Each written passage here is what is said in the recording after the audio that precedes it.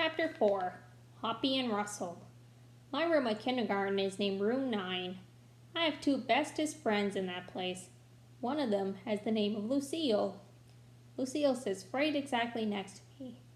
She has a red chair and also little red fingernails which are very glossy. My other bestest friend is named Grace.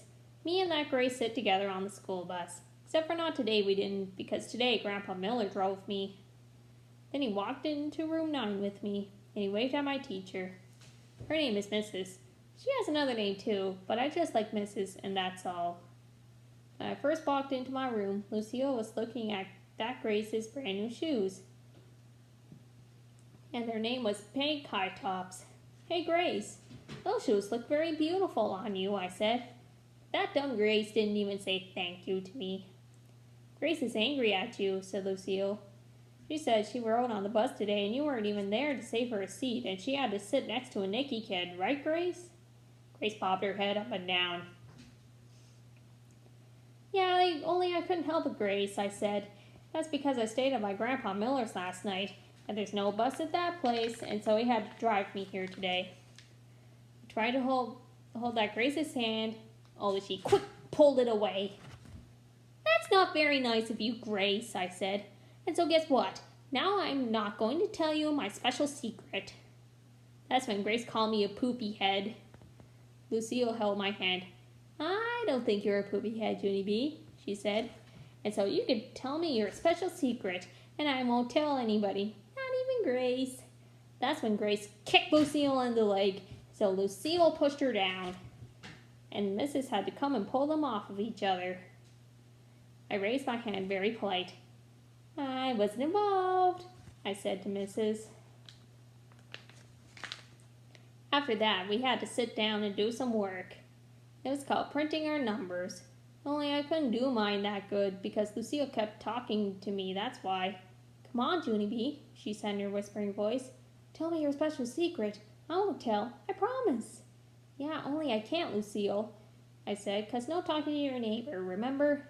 Then Lucille snapped her fingers at me. See, Lucille, I told you no talking to your neighbor, I hollered. Now I got snapped at.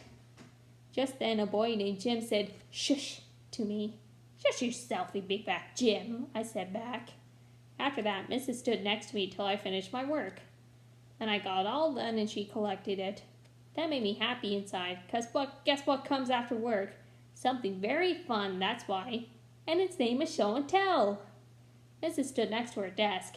We'll have something interesting to share with the class today, she said. Then my heart got very pumpy, because I had the most special secret in the whole wide world. I raised my hand high in the air. Ooh, ooh, I hollered really loud. Me, me, me. Mrs. shook her head at me, because I'm not supposed to go ooh, ooh, me, me, me. She called on William. He's a crybaby boy in my class. I could beat him up, I think. William, said Mrs., since you raised your hand so politely, you may go first. So then William carried a paper bag to the front of the room, and he took out a jar of 2 dead crickets.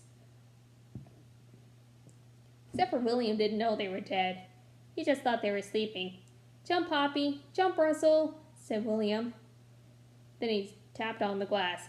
Hey, wake up in there, he said. After that, William started shaking the jar all over the place. He wouldn't stop.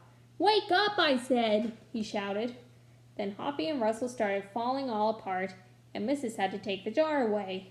That's when William started to cry. He had to go to the nurse's office to lie down. And so then I raised my hand way high in the air again. Because guess what? My show and tell was way better than 2 dead crickets.